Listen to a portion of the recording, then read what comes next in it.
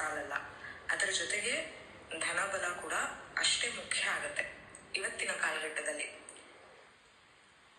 ಈ ಕೆಲಸಗಳೆಲ್ಲ ಆಗ್ಬೇಕಾದ್ರೆ ನಿಮಗೆ ಧನ ಸಹಾಯ ಹೇಗಾಯಿತು?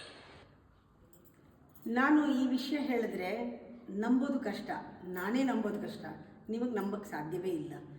ಯಾಕೆಂದರೆ ನೀವು ಹೇಳಿದ ಪ್ರಕಾರ ಈ ಕಾಲಘಟ್ಟದಲ್ಲಿ, ಈ ಟೈಮ್ನಲ್ಲಿ ಹಣ ಎಷ್ಟು ಮುಖ್ಯ, ಹಣಕ್ಕೆ ಎಷ್ಟು ಟೈಮ್ ಮುಖ್ಯ, ಟೈಮ್ಗೆ ಎಷ್ಟು ಎನರ್ಜಿ ಕೊಡಬೇಕು, ಆ ಎನರ್ಜಿಗೆ ಎಂಥ ಆಪರ್ಚುನಿಟಿ ಬರಬೇಕು ಅಂತ ಯೋಚನೆ ಮಾಡ್ತೀರಾ. ನಿಜ ಹೇಳಬೇಕು ಅಂದರೆ ನೋಡೋರಿಗೆ ಆಶ್ಚರ್ಯ ಆಗುತ್ತೆ, ಎಲ್ಲೋ ದೋಚ್ಕೊಂಬರ್ತಾರ ಇವರು ಅನಿಸುತ್ತೆ. ಆದರೆ ಬ್ಯಾಂಕಲ್ಲಿ ಏನೂ ದುಡ್ಡಿಲ್ಲ, ಕೈಯಲ್ಲೂ ದುಡ್ಡಿಲ್ಲ. ಆದರೆ ದುಡ್ಡಿಗೆ ಹೆಚ್ಚು ಪ್ರಾಮುಖ್ಯತೆ ಕೊಡಲ್ಲ. ಆದರೆ ದುಡ್ಡು ನನ್ನ ಪಾಲಿಗೆ ವೆಲ್ತ್, ನಾಟ್ ರೂಪಾಯಿ ಆಣೆ ಕಾಸು. ನಾನು ದುಡ್ಡನ್ನು ನೋಡೋದು ನೋಟ್ ಥರ ನೋಡಲ್ಲ, ಲಕ್ಷ್ಮಿ. ನನಗೆ ಲಕ್ಷ್ಮಿ, ವೆಲ್ತ್, ಅಷ್ಟಲಕ್ಷ್ಮಿಯು ನನಗೆ ಒಲ್ದಿದ್ದಾಳೆ. ಯಾಕೆ ಅಂದರೆ ನಾನು ಅವಳನ್ನು ಯಾವತ್ತೂ ವ್ಯಾಪಾರಕ್ಕೆ ಅಥವಾ ಈ ಸಾಮಾನಿಗಿಷ್ಟು, ಈ ಕೆಲಸಕ್ಕಿಷ್ಟು ಅಂತ ಆ ಥರ ಲೆಕ್ಕಾಚಾರ ಮಾಡಿಲ್ಲ, ಮಾಡೋದಿಲ್ಲ, ಮಾಡೋಕ್ಕೆ ಬರೋದೂ ಇಲ್ಲ. ಭಗವದ್ಗೀತೆ ಅದನ್ನು ಹೇಳೂ ಇಲ್ಲ. ಭಗವದ್ಗೀತೆ ಹಣ ಸಂಪಾದಿಸಬೇಡ ಅಂತ ಹೇಳಲಿಲ್ಲ. ಆದರೆ ಹಣನ ಸರಿಯಾದ ದಾರಿನಲ್ಲಿ ನೀನು ಹೋಗು, ಹಣ ಬರುತ್ತೆ, ಅರ್ಥ ಸಂಪಾದನೆ ಆಗುತ್ತೆ. ಮೋಕ್ಷ ಒಳಗಡೆ ನೀನು ಬಿಡುಗಡೆ ಮಾಡ್ಕೋ, ಪಾತ್ರದಿಂದ ಬಿಡುಗಡೆ ಮಾಡ್ಕೋ, ಮೋಕ್ಷದಲ್ಲಿರೋ ವಿವೇಕ ಬರುತ್ತೆ. ಲಕ್ಷ್ಮಿ ಜಾಗೃತಳಾಗ್ತಾಳೆ. ಆ ವಿವೇಕದಲ್ಲಿ ಇದ್ದಾಗ ನಿನಗೆ ಸರಸ್ವತಿ ಜೊತೆ ಲಕ್ಷ್ಮಿ ಬರ್ತಾಳೆ. ವಿವೇಕನೇ ಸರಸ್ವತಿ. ಸರಸ್ವತಿ ಶಕ್ತಿ ನಿನ್ನಲ್ಲಿದ್ದರೆ, ವಿವೇಕ, ಪ್ರಜ್ಞೆ, ನಿನ್ನಲ್ಲಿ ಜ್ಞಾನ ಇವೆಲ್ಲ ಜಾಗೃತವಾಗಿದ್ದರೆ ಲಕ್ಷ್ಮಿ ಹುಡ್ಕೊಂಡು ಬರ್ತಾಳೆ ಸರಸ್ವತಿ ಜೊತೆಗೆ ಅಂತ. ನನಗಿದು ಅರ್ಥ ಆಗಿದೆ. ಪರಮಾತ್ಮ ಹೇಳಿದ್ದಾನೆ, ನಿನಗೆ ಹಣ ಮುಖ್ಯ ಅಲ್ಲ, ಹಣ ಬೇಕು. ಆದರೆ ಹಣ ಯಾವ ನೀವು ದಿಕ್ಕಲ್ಲಿ, ಯಾವ ದಾರಿನಲ್ಲಿ ಸಂಪಾದಿಸ್ತೀಯಾ, ಯಾವ ರೀತಿ ಸಂಪಾದಿಸ್ತೀಯಾ, ಯಾವ ರೀತಿ ನಿನ್ನ ಹತ್ರ ಬಂದು ತಲುಪತ್ತೆ ಅನ್ನೋದು ಅದು ಮುಖ್ಯವೇ ಹೊರತು, ಅದು ಒಳ್ಳೆ ಕಾರ್ಯಕ್ಕೆ ಬರುತ್ತೆ, ಒಳ್ಳೆ ಕಾರ್ಯಕ್ಕೆ ಅನುಕೂಲಕ್ಕಾಗತ್ತೆ. ಇಲ್ಲ ಆ ಹಣದಿಂದ ಕಾರ್ಯ ಮಾಡಿದ್ರೆ ಅದು ಕರ್ಮ ಆಗುವುದಿಲ್ಲ. ನಿಜವಾದ ಒಳ್ಳೆ ಕರ್ಮಕ್ಕೆ ಒಳ್ಳೆ ಕಡೆಯಿಂದ ಹಣ ಬರಬೇಕು, ಒಳ್ಳೆ ಟೈಮಿಗೆ ಬರಬೇಕು. ಯಾವ ಟೈಮ್ಗೆ ಯಾವ ರೀತಿ ಹೇಗೆ ಬರಬೇಕು ಗೊತ್ತು. ಕಾಲ ತುಂಬ ದೊಡ್ಡದು. ಪರಮಾತ್ಮನೇ ಕಾಲ ಸ್ವರೂಪಿ, ವಿಧಿ ಅವನಿಗೆ ಗೊತ್ತು. ಎಲ್ಲಿ ವಿವೇಕದಿಂದ, ಜ್ಞಾನದಿಂದ ನಾವು ಕೆಲಸ ಮಾಡ್ತೀವಿ, ನಿಸ್ವಾರ್ಥದಿಂದ, ಅಲ್ಲಿಗೆ ಅದು ಒದಗಿ ಬರುತ್ತೆ. ಇದು ಒದಗಿ ಬಂದಿರೋದು ಎಲ್ಲ ನಾನು ಆ ಟೈಮ್ಗೆ. ಆದರೆ ಇಂಥದ್ದು ಇಂಟೆನ್ಷನಲ್ ಆಗಿ ನಾನು ಇಂಥ ಕೆಲಸ ಇದು ಎಲ್ಲರಿಗೋಸ್ಕರ ಆಗಬೇಕು ಅಂತ ಹೊರಡ್ತೀನಿ ಅಷ್ಟೇನೆ.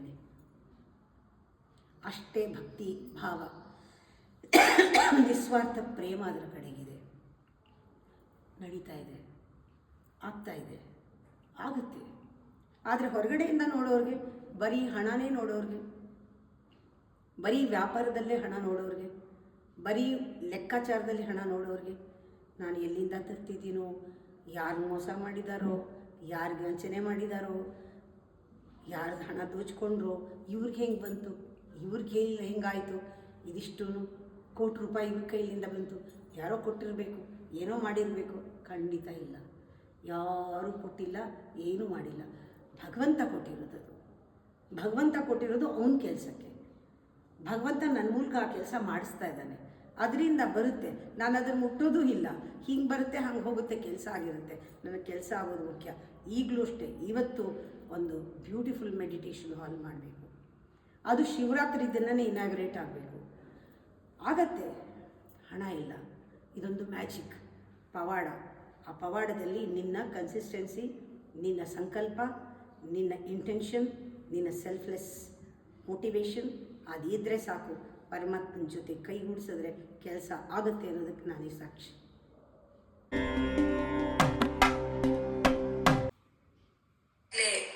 ಸಾಕಷ್ಟು ಮಾತಾಡ್ತಾ ಹೇಳಿದ್ರಿ.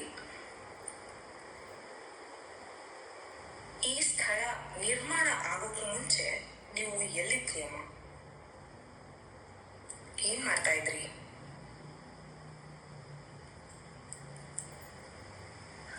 ಅಮ್ಮ, ನೀವು ಈಗ ಸಾಕಷ್ಟು ಮಾತಾಡ್ತಾ ಹೇಳಿದ್ರಿ, ಗುಡ್ಡ ನಿರ್ಮಾಣ ಆಗೋಕ್ಕೆ ಮುಂಚೆ ನೀವು ಎಲ್ಲಿದ್ರಿ, ಏನ್ ಮಾಡ್ತಾ ಇದ್ರಿ?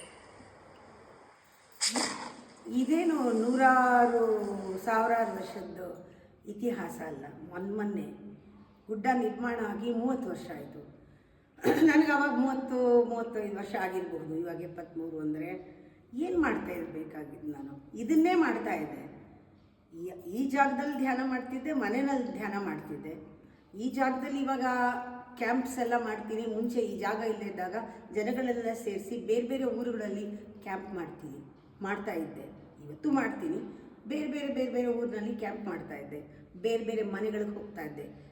ಮನೆಗೂ ಹೋಗಿ ಸತ್ಸಂಗ ಮಾಡ್ತಾ ಇದ್ದೆ. ಇದ್ರ ಜೊತೆಗೆ ಈ ಭಗವದ್ಗೀತೆಯ ತತ್ವ ಹೇಳೋಕ್ಕೆ ಮುಂಚೆ ನಾನು RSVK ಅಂದರೆ ಋಷಿ ಸಂಸ್ಕೃತಿ ವಿದ್ಯಾಕೇಂದ್ರದಲ್ಲಿ ಟ್ರೈನಿಂಗ್ ತೊಗೊಂಡೆ. ಆ ಟ್ರೈನಿಂಗ್ ತೊಗೊಳ್ಳುವಾಗ ಇವತ್ತು ನನ್ನ ಜೊತೆ ಯಾರ ಟ್ರೈನಿಂಗ್ ತೊಗೊಂಡ್ರು ಅವರೆಲ್ಲರೂ ಕೂಡ ಆಶ್ರಮ ಮಾಡಿದ್ದಾರೆ. ಬೇಕಾದಷ್ಟು ಜನ. ಇವಾಗ ಜಗಿ ವಾಸುದೇವ್ ಇರ್ಬೋದು, ವಿನಯ್ ವಿನೇಕರ್ ಇರ್ಬೋದು, ನಾರಾಯಣ್ ಇರ್ಬೋದು, ಎಷ್ಟೋ ಜನ ನನ್ನ ಜೊತೆ ಯಾರು ಟ್ರೈನಿಂಗ್ ತೊಗೊಂಡ್ರು ಅವರೆಲ್ಲ ಇವತ್ತೂ ಒಂದೊಂದು ದೊಡ್ಡ ಕ್ಷೇತ್ರದಲ್ಲಿ ಒಳ್ಳೆಯ ಹೆಸರು ಮಾಡಿ ಒಳ್ಳೆಯ ಪರಿಣಾಮಗಳನ್ನು ಬೀರುವಂಥ ಒಳ್ಳೊಳ್ಳೆ ಕೆಲಸಗಳನ್ನ ಸಮಾಜದಲ್ಲಿ ಮಾಡ್ತಾ ಇದ್ದಾರೆ. ಅಂದಮೇಲೆ ಎಲ್ಲರಿಗೂ ಬೇಸಿಕ್ ನಾಲೆಡ್ಜು ಎಂಥ ಕಡೆ ನಮಗೆಲ್ಲ ಟ್ರೈನಿಂಗ್ ಸಿಕ್ಕಿರ್ಬೋದು. ನೀವೇ ಕಲ್ಪಿಸ್ಕೊಳ್ಳಿ. ನಮ್ಮಲ್ಲಿ ಸತ್ವ ಇರ್ಬೋದು, ಎಲ್ಲರಲ್ಲೂ ಇರೋದು ನಮ್ಮಲ್ಲೂ ಇತ್ತು.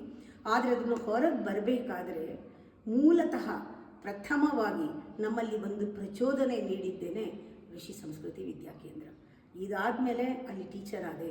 ಆ ಟೀಚರ್ ಆದಾಗ ಕೆಲವು ರೂಲ್ಸ್ ಎಲ್ಲ ಇರುತ್ತೆ ಫಾಲೋ ಮಾಡೋಕ್ಕೆ.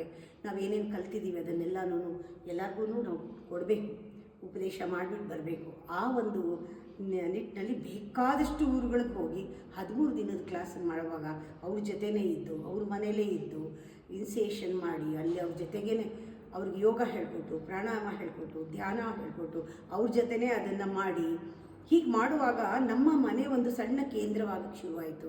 ಎಲ್ಲರೂ ಬರೋಕ್ಕೆ ಶುರು ಮಾಡಿದ್ರು. ಎಲ್ಲ ನನ್ನ ಫ್ಯಾಮಿಲಿ ದೊಡ್ಡದಾಗಕ್ಕೆ ಶುರುವಾಯಿತು. ನಮ್ಮ ಮಕ್ಕಳಿಗೆ 2 ಮಕ್ಕಳು, ನನಗೆ ಇಬ್ಬರಿಗೂ ಗೊತ್ತಿಲ್ಲ ನಾವಿಬ್ಬರೇ ಮಕ್ಕಳು ಅಂತ. ಆ ರೀತಿ ಅವ್ರ ಜೊತೆ ತುಂಬ ಜನ ಬೆಳೆದಿದ್ದಾರೆ. ಇವತ್ತು ಅವ್ರ ಜೊತೆ ಅವರು ಮಕ್ಕಳಾಗಿ ಇದ್ದಾರೆ, ದೊಡ್ಡವರಾಗಿದ್ದಾರೆ. ಅವರು ಇವಾಗ ಎಲ್ಲರೂ ಕೂಡ ಜೊತೆಯಲ್ಲಿ ಬೆಳೆದವರು. ಅಮಿತಾ ಇವಾಗ ಡಾಕ್ಟ್ರ್ ಆಗಿದ್ದಾಳೆ. ಇವಾಗ ಮಂಜು ಅವನು ಯೂನಿವರ್ಸಿಟಿನೇ ಮಾಡಿದ್ದಾನೆ. ಈ ಥರ ತುಂಬ ಜನ ನನ್ನ ಜೊತೆ ಮಕ್ಕಳಾಗಿ ಬಂದು ಇವತ್ತು ದೊಡ್ಡ ಹುದ್ದೆನಲ್ಲಿದ್ದು ಕೆಲಸ ಮಾಡ್ತಿದ್ದಾರೆ. ಆ ಥರ ನನ್ನ ಮನೆಯಲ್ಲಿ ಅಮ್ಮ ಅಂತ ಕರೆದವರು ಬೇಕಾದಷ್ಟು ಜನ ಮಕ್ಕಳ ಜೊತೆಗೆ ಕರೆದವರಿದ್ದಾರೆ. ಎಲ್ಲರೂ ಕೂಡ ನನ್ನ ಮನೆ ಇವಾಗ ದೊಡ್ಡದಾಗಿದೆ. ಈ ಕೇಂದ್ರ ಈಗ ಒಂದು ವರ್ಲ್ಡ್ ಫ್ಯಾಮಿಲಿ ಆಗಿದೆ. ಹೇಗಾಯಿತು? ನಾನು ಅದೇ ಕೆಲಸನೇ ಮಾಡ್ತಾ ಇದ್ದೀನಿ. ಆದರೆ ಕೆಲಸ ಅದೇ ನಡೀತಾ ಇದೆ. ಅದೇ ಮೆಡಿಟೇಷನ್ನು, ಧ್ಯಾನ, ಪ್ರಾಣಾಯಾಮ ಇದೆಲ್ಲ ನಡೀತಾ ಇದೆ. ಆದರೆ ಇನ್ ಡಿಫರೆಂಟ್ ಲೆವೆಲ್. ನಾನು ಗಿಣಿಪಾಠದ ಥರ ಹೇಳ್ತಿಲ್ಲ. ಅದೇ ಭಗವದ್ಗೀತೆ, ಅದೇ ಕ್ಲಾಸು ಒಂದು ಸತಿ ಮಾಡಿದ್ದೀನಿ, ಒಂದು ಸತಿ ಬರಲ್ಲ. ಯಾಕೆಂದರೆ ಸತ್ಯಕ್ಕೆ ಮಲ್ಟಿಪಲ್ ಡೈಮೆನ್ಷನ್ ಅಂತಾರೆ. ಒಂದು ಸತಿ ಹೇಳಿದ ವಿಷಯ ಇರ್ಬೋದು, ಆದರೆ ಇನ್ನೊಂದು ಸತಿ ಹೇಳುವಾಗ ನನ್ನ ಬೆಳವಣಿಗೆಯಲ್ಲಿ, ನನ್ನ ಅನುಭವದಲ್ಲಿ ಅದು ಹೊಸ ರೂಪ ತೆಗೆದುಕೊಂಡಿರುತ್ತೆ. ನನಗೆ ಆಶ್ಚರ್ಯವಾಗುತ್ತೆ. ನಾನು ಯಾಕೆ ಮಾಡ್ತಾ ಇದ್ದೀನಿ ಇದೆಲ್ಲ ಅಂದರೆ ನನ್ನ ಬೆಳವಣಿಗೆ ನಾನೇ ನೋಡ್ಕೊಳ್ಳೋಕ್ಕೆ. ಪ್ರತಿ ಸತಿ ಅದೇ ವಿಷಯ ಹೇಳುವಾಗಲೂ ನನ್ನಲ್ಲಿ ಇನ್ನೊಂದು ಡೈಮೆನ್ಷನ್ ಕಾಣುತ್ತೆ, ಸತ್ಯಕ್ಕೆ ಇನ್ನೊಂದು ರೂಪ ಕಾಣುತ್ತೆ, ಇನ್ನೊಂದು ಹೊಸ ಅರ್ಥ ಸಿಗುತ್ತೆ. ಅದನ್ನು ಹೇಳುವಾಗ ಹೊಸ ಸತ್ಸಂಗ ಆಗುತ್ತೆ. ಸಾಧನೆ ಮಾಡೋರಿಗೆ ಒಂದು ನಿಜವಾಗ್ಲೂ ಗೈಡ್ಲೈನ್ ಆಗುತ್ತೆ. ಈ ಥರ ನನ್ನಲ್ಲಿ ನಾನು ಬಗ್ದು ನೋಡ್ಕೊಳ್ಳುವಾಗ ಒಂದೇ ಒಂದು ಸತ್ಯ 28 ಇಲ್ಲ, ಒಂದೇ ಸತ್ಯ. ಅದರ ನಾನಾ ರೂಪಗಳು, ನಾನಾ ರೀತಿ ಒಳಗಡೆ ಹೋಗ್ತಾ ಅಷ್ಟೊಂದು ಒಂದೊಂದು ಪದವು ಅಷ್ಟೊಂದು ಅರ್ಥ ಕೊಡ್ತಾ ಇದೆ. ಈ ಥರ ಎಕ್ಸ್ಪ್ಲೋರೇಷನ್ ಒಳಗಡೆ ನಡೀತಾ ಇದೆ. ಮುಂಚೆನೂ ನಡೀತಾ ಇತ್ತು, ಈಗಲೂ ನಡೀತಾ ಇದೆ. ಅಲ್ಲಿ ಇರೋದು ಕನ್ಸಿಸ್ಟೆನ್ಸಿ, ಅಲ್ಲಿರೋದು ರೆಪಿಟೇಷನ್. ಹೊರಗಡೆ ರಿಪೀಟ್ ಆಗ್ತಾ ಇರ್ಬೋದು. ಒಂದೊಂದು ರಿಪಿಟೇಷನ್ನಲ್ಲೂ ಆಳಕ್ಕೆ ಹೋಗ್ತಾ ಹೊಸ ಅನುಭವ ಆಗುತ್ತೆ. ನೋಡೋರ್ಗೆ ಅದೇ ಮಾಡ್ತಾ ಇರೋಂಗೆ ಅನಿಸುತ್ತೆ. ಆದರೆ ನನಗೆ exploration, it is discovery, rediscovery every moment.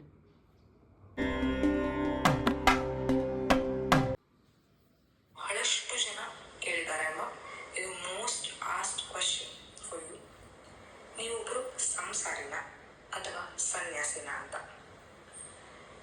ನೀವು ಸಂಸಾರಿಯಾಗಿದ್ದಲ್ಲಿ ನಿಮ್ಮ ಸಂಸಾರ ನಿಮಗೆ ಇಷ್ಟೊಂದು ಸಾಧನೆ ಮಾಡುವುದಕ್ಕೆ ಸಹಕಾರ ಹೇಗೆ ಕೊಡ್ತು? ಇದ್ರ ಬಗ್ಗೆ ನಮಗೆಲ್ಲರಿಗೂ ಹೇಳಿ. ಸಂಸಾರದಲ್ಲಿ ಸನ್ಯಾಸಿ, ಈ ಪದ ಕೇಳಿ. ಸಂಸಾರದಲ್ಲಿ ಸನ್ಯಾಸಿ. ಸನ್ಯಾಸ ಅಂದರೆ ಏನು ಅನ್ನೋದು ನನಗೂ, ನಾನೆಲ್ಲೂ ಓದಿಲ್ಲ, ನನಗೂ ಗೊತ್ತಿಲ್ಲ. ವೇಷ ಹಾಕ್ಕೊಂಡ್ರೆ ಸನ್ಯಾಸಿನ ಯಾವತ್ತೂ ನಾನು ನಂಬಿರಲಿಲ್ಲ. ಇವ್ರು ಏನು ಮಾಡ್ತಾರೆ ಕೂತ್ಕೊಂಡು ವೇಷ ಹಾಕ್ಕೊಂಡು ಅನ್ನೋ ಪ್ರಶ್ನೆ ಸುಮಾರು ಜನಕ್ಕಿದ್ದಂಗೆ ನನಗೂ ಇತ್ತು. ಆದರೆ ನಿಜವಾಗ್ಲೂ ಆ ಪದದ ಒಂದು ಆಳ, ಸನ್ಯಾಸ ಅನ್ನುವ ಸಂಸ್ಕೃತ ಪದದ ಒಂದು ಭಾವ, ಅದರಲ್ಲಿ ಏನಿದೆ ಅಂತ ನೋಡಿದಾಗ, ನ್ಯಾಸ ಸನ್ಯಾಸ ಅಂದಾಗ ನನಗೆ ಒಂದು ಒಳಗಿಂದ ಗೊತ್ತಾಯಿತು, ಓಹೋ ಇದು ಅಂಟ್ಕೊಳ್ಳದೆ ಇರೋ ಸ್ಥಿತಿ. ತಾವರೆ ಎಲೆ ಮೇಲೆ ನೀರು ಓದ್ತಾರೆ, ಹಾಗೆ ಪ್ರಪಂಚದಲ್ಲಿ ಇರಬೇಕು. ಪ್ರಪಂಚ ನಮ್ಮನ್ನು ನುಂಗ್ಬಿಡಬಾರ್ದು, ನಾವು ಪ್ರಪಂಚನ ಕಂಟ್ರೋಲ್ ಮಾಡಬೇಕು. ಪ್ರಪಂಚದಲ್ಲಿ ಎಲ್ಲ ಕಾನ್ಫ್ಲಿಕ್ಟ್ಗಳು, ಎಲ್ಲ ಪ್ರಪಂಚದಲ್ಲಿ ದ್ವೈತ, ಡ್ಯುಯಾಲಿಟಿ ಇರೋದು ಸಹಜ. ಮಾಯೆ ಹೌದು, ಮಾಯೆನ ಅರ್ಥ ಮಾಡಿಕೊಂಡು ಡ್ಯುಯಾಲಿಟಿನ ತಿಳ್ಕೊಂಡು ಎರಡೂ ಕಡೆ ಒಪ್ಕೊಂಡು ಎರಡನ್ನೂ ಮೀರಿ ಅದಕ್ಕೆ ಅಂಟ್ಕೊಳ್ಳದೆ ಇರೋದು, ಇದನ್ನು ಸನ್ಯಾಸ ಅಂತಾರೆ. ಸನ್ಯಾಸ ಮನಸ್ಸು ಯಾವುದಕ್ಕೂ ಅಂಟದೇ ಇರೋದು, ಬುದ್ಧಿ ಅಹಂಕಾರಕ್ಕೆ ಅಂಟದೇ ಇರೋದು, ವಿವೇಕ ಯಾವಾಗಲೂ ಜಾಗೃತಿಯಾಗಿ ಪರಿಪಕ್ವತೆಯಲ್ಲಿದ್ದು ಪ್ರೌಢತೆಯಲ್ಲಿ ಕೆಲಸ ಮಾಡಿಸೋದು, ವಿವೇಕ ಜ್ಞಾನದ ಬೆಳಕಲ್ಲಿರೋದು ಸನ್ಯಾಸ, ಆನಂದವಾಗಿರೋದು, ಸ್ವಸ್ವರೂಪದಲ್ಲಿರೋದು, ಪ್ರತಿಯೊಂದನ್ನು ಆಟವಾಗಿ ತೆಗೆದುಕೊಳ್ಳೋದು, ಫಲಿತಾಂಶವನ್ನು ಗಮನಿಸದೇ ಇರೋದು, ಇದು ನಿಜವಾಗ್ಲೂ ಕರ್ಮ ಸನ್ಯಾಸ. ಕರ್ಮ ಕಂಡುಕೊಳ್ಳದೆ ಮಾಡೋದು ಅಂತಾರಲ್ಲ, ಇದು ನನಗೆ ಗೊತ್ತಾಗೋಯ್ತು ಭಗವದ್ಗೀತೆಯಲ್ಲಿ, ಕರ್ಮಯೋಗದಲ್ಲಿ, ಆ ಕರ್ಮ ಸನ್ಯಾಸದಲ್ಲೇ ನನಗೆ ಗೊತ್ತಾಯಿತು. ಸಂಸಾರ ಅದು ನಮಗೆ ಕಲಿಸತ್ತೆ, ಪ್ರಪಂಚ ಕಲಿಸತ್ತೆ. ಪ್ರಪಂಚ ಮಾಯೆ, ಮಾಯೆಯನ್ನು ಮಾಯೆ ಅಂತ ತಿಳ್ಕೊಳ್ಳೋದು, ಸಂಸಾರವನ್ನು ಮಾಯೆ ಅಂತ ತಿಳ್ಕೊಳ್ಳೋದು, ತಿಳ್ಕೊಂಡಲ್ಲಿ ಇರೋದು, ಅದನ್ನು ಅಂಟಿಸ್ಕೊಳ್ಳದೆ ಇರೋದು, ಅದು ಯಾವ ಟೈಮ್ನಲ್ಲಿ ಏನು ಬೇಕೋ ಹೇಗೆ ಬೇಕೋ ಆ ಪಾತ್ರನ ಅಲ್ಲಿ ಮಾಡೋದು, ಅಲ್ಲೇ ಮುಗಿಸೋದು, ಅಲ್ಲೇ ಬಿಡೋದು. ಪ್ರತಿಯೊಂದು ಕೂಡ ಚಾಲೆಂಜ್ ಆಗಿ ತಗೊಳ್ಳೋದು ಸನ್ಯಾಸಿ. ಓಡೋಗೋ ಒಂದು ಸನ್ಯಾಸಿ ಅಲ್ಲ, ಇದಿಷ್ಟೇ ನನ್ನ ಕೆಲಸ ಅಂತ ಇಟ್ಕೊಳ್ಳೋನು ಸನ್ಯಾಸಿ ಅಲ್ಲ. ಸನ್ಯಾಸಿ ಅಂದಾಗ ಅರ್ಧ ಜೀವನ ಅಲ್ಲ, ಪರಿಪೂರ್ಣ ಜೀವನ. ಪರಿಪೂರ್ಣ ಜೀವನ ಅಂದರೆ ಏನು? ಪ್ರಪಂಚನ ಬಿಟ್ಟು ಹೋಗೋದಲ್ಲ, ಪ್ರಪಂಚನ ಇನ್ಕ್ಲೂಡ್ ಮಾಡ್ಕೊಳ್ಳೋನು ಸನ್ಯಾಸಿ.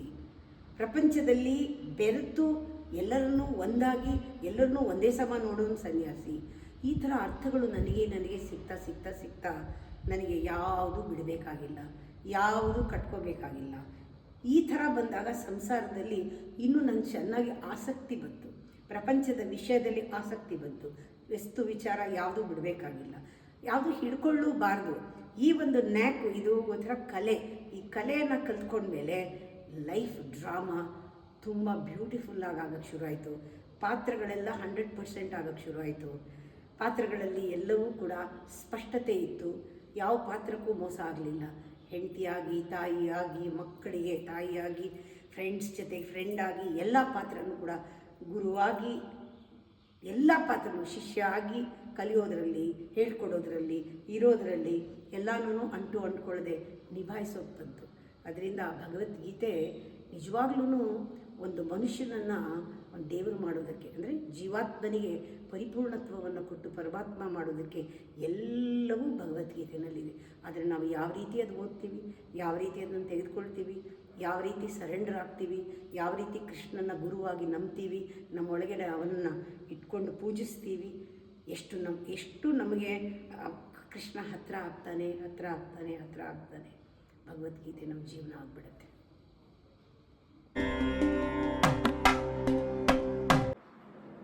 ಈ ಪ್ರವಚನಗಳಲ್ಲಿ ನಾವು ಬಹಳ ಮುಖ್ಯವಾಗಿ ಗಮನಿಸುವಂತಹ ಅಂಶ ಏನಪ್ಪಾ ಅಂತಂದ್ರೆ, ಈ ಎಲ್ಲಾ ವಿಚಾರಗಳು ಭಗವದ್ಗೀತೆಯ ಆಧಾರದ ಮೇಲೆ ಇದೆ.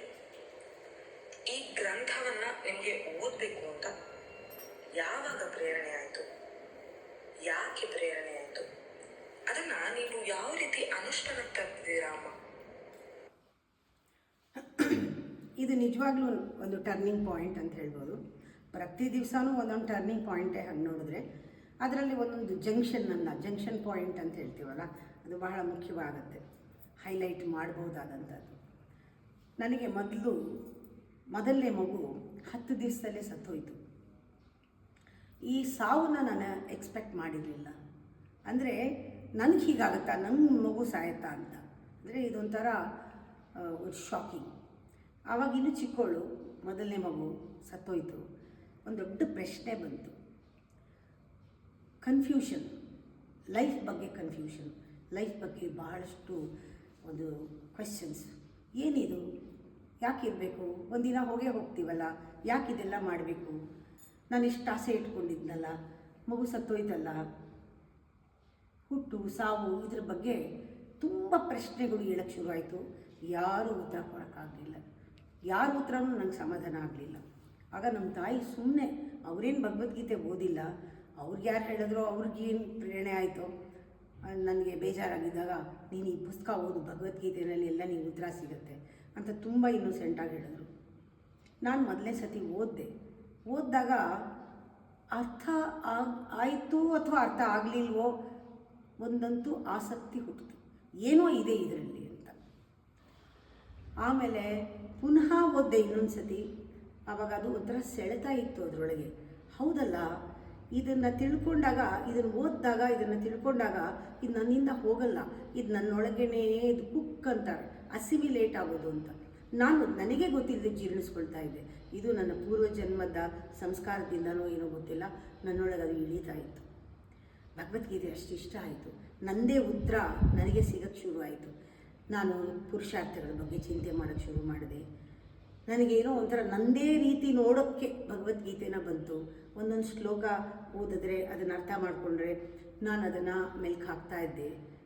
ಈ ಒಂದು ಶ್ರವಣ ಮನನ ಮಾಡ್ತಾ ಇದ್ದಾಗ ನನಗೆ RSVKನಲ್ಲಿ ಆ 10 ದಿವಸದ್ದು ಕೋರ್ಸ್ ನನಗೆ ಸಿಕ್ತು. ಆ ಬೇಸಿಕ್ ಕೋರ್ಸ್ ಯಾವಾಗ ನಾನು ತೊಗೊಂಡ್ಮೇಲೆ ಭಗವದ್ಗೀತೆ ಇನ್ನೂ ಚೆನ್ನಾಗಿ ಅರ್ಥ ಆಗೋಕ್ಕೆ ಶುರುವಾಯಿತು. ಒಂದು ಡೆಡಿಕೇಷನ್ನಿಂದ ನಾನು ಭಗವದ್ಗೀತೆನ ಓದುವಾಗ ನಾನು ಡಿಸೈಡ್ ಮಾಡಿಕೊಂಡೆ, ನಾನು ಅರ್ಜುನ, ನನ್ನಲ್ಲಿ ಕೃಷ್ಣ ಬಂದು ಹೇಳ್ತಾ ಇದ್ದಾನೆ ಈ ಡೈಲಾಗ್. ಅರ್ಜುನ ಆಗಿದ್ದರೆ ಯಾವ ರೀತಿ ಕೇಳಿಸ್ಕೊಂಡ? ಅರ್ಜುನ ಜೀವಾತ್ಮ ಪರಮಾತ್ಮನ ಒಂದು ಸಂವಾದ. ಜೀವಾತ್ಮ ಆಗಿ ನಾನಿದ್ದಾಗ ಪರಮಾತ್ಮನ ಜೊತೆಗೆ ಆ ಸಂವಾದ, ಆ ರೀತಿ ನಾನು ಕಲ್ಪಿಸ್ಕೊಂಡು ಅರ್ಜುನ ಆಗಕ್ಕೆ ಶುರುವಾದೆ. ಅರ್ಜುನ ಆಗಕ್ಕೆ ಏನು ಬೇಕು? ಶರಣಾಗತಿ, ಕೃಷ್ಣಾರ್ಪಣ, ಎಲ್ಲವನ್ನು. ನನಗೆ ಗೊತ್ತಾಯಿತು, ಕೃಷ್ಣ ಅರ್ಜುನನ್ನು ಬದಲಾಯಿಸ್ತಾ ಇಲ್ಲ, ಪರಿವರ್ತನೆ ಮಾಡ್ತಾ ಇಲ್ಲ. ಅರ್ಜುನನಿಗೆ ತಿಳಿಸ್ತಾ ಇದ್ದಾನೆ, ನೀನು ನಾನೇ ಅಂತ. ಜೀವಾತ್ಮಗೆ ಪರಮಾತ್ಮ ತಿಳಿಸ್ತಾ ಇದ್ದಾನೆ, ನೀನು ನನ್ನ ಭಾಗ, ನೀನು ನಾನೇ ಆಗಬೇಕಾದ್ರೆ ಕೆಲವು ಮಾಯೆಯ ಒಂದು ಪದರಗಳನ್ನೆಲ್ಲ ತೆಗಿಬೇಕು ಅಂತ ಹೇಳ್ತಾ ಇದ್ದಾನೆ. ನನಗಿದು ಸಂಬಂಧಪಟ್ಟಿದೆ. ನಾನು ಅರ್ಜುನ. ಕೃಷ್ಣನ ಮಾತನ್ನು ಕೇಳಿಕೊಂಡು ನನಗೆ ಓದ್ತಾ ಇದ್ದೀನಿ ಅನ್ಬೇಕಾದ್ರೆ, ನಾನು ಪ್ರತಿದಿನ ಓದಿದ ಮೇಲೆ ನನ್ನೊಳಗೆ ಡೈಲಾಗ್ ನಡೀತಾ ಇತ್ತು. ಕೃಷ್ಣ ನನ್ನ ಅಂತರ್ಯಾಮಿ ಆದ, ಕೃಷ್ಣ ನನ್ನ ಗುರು ಆದ. ಒಳಗಡೆಯಿಂದ ನನಗೆ ಪ್ರಚೋದನೆ, ಏನು ಹೇಳಿದ್ರು ಒಳಗಡೆಯಿಂದ ಬರುತ್ತೆ. ಆತ್ಮ ಒಳಗಡೆ ಇರಬೇಕಾದ್ರೆ ಅದೇ ನನಗೆ ಪ್ರೇರಣೆ ಮಾಡುತ್ತೆ, ಅದು ಹೇಳುತ್ತೆ, ನಾನು ಕೇಳ್ತೀನಿ ಅನ್ನೋದು ಬಂತು.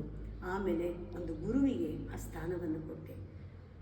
ಮಾನಸ ಗುರುವಾಗಿ ಶ್ರೀಧರ ಸ್ವಾಮಿಗಳು ಆ ಜಾಗನ ಆಕ್ಯುಪೈ ಮಾಡಿದ್ರು. ಶ್ರೀಧರ ಅಂದಾಗ ಅದರಲ್ಲೂ ನನಗೆ ಇಂಟ್ರೆಸ್ಟ್ ಆಗಿದ್ದು ಸ್ವಾನಂದ ಅಮೃತ ತೃಪ್ತಾಯ, ತನ್ನ ಒಂದು ಆನಂದದಲ್ಲಿ ತಾನು ಇರೋನು, ಇಂಥ ಒಂದು ನಿಧಿಯನ್ನು ಇಟ್ಕೊಂಡಿರೋನು ಶ್ರೀಧರ ಅಂದಾಗ ಈ ಸ್ವಾಮೀಜಿ ನನಗೆ ಒಂಥರ ಮಾನಸಿಕವಾಗಿ ಆಕರ್ಷಣೆ ಆಯಿತು. ಇದು ಆಗೋಕ್ಕೂ ಒಂದು ಕಾರಣ ಇರ್ಬೋದು. ನಾನು PUCನಲ್ಲಿ ಸಾಗರದಲ್ಲಿ ಓದ್ತಾ ಇದ್ದೆ, ಲಾಲ್ ಬಹದ್ದೂರ್ ಕಾಲೇಜಲ್ಲಿ ಓದ್ತಾ ಇದ್ದೆ. ಅದಕ್ಕೆ ಶ್ರೀಧರ ಸ್ವಾಮಿಗಳ ಮಠ ಬಹಳ ಹತ್ತಿರ, ಆಶ್ರಮ ನಮ್ಮ ಮನೆಗೆ. ಅಕ್ಕ ಅಲ್ಲಿ ಅವರು ದೊಡ್ಡ ಡಾಕ್ಟ್ರ್ ಆಗಿದ್ದರು, ಅಲ್ಲಿಗೆ ಹೋಗ್ತಾಯಿದ್ರು. ಆದರೆ ನನಗೆ ಈ ಸ್ಪಿರಿಚುಯಾಲಿಟಿನಲ್ಲಿ ಅಥವಾ ಆ ಥರ ಧರ್ಮ ಇದರಲ್ಲೆಲ್ಲ ಅಫಿನಿಟಿ ಇರಲಿಲ್ಲ.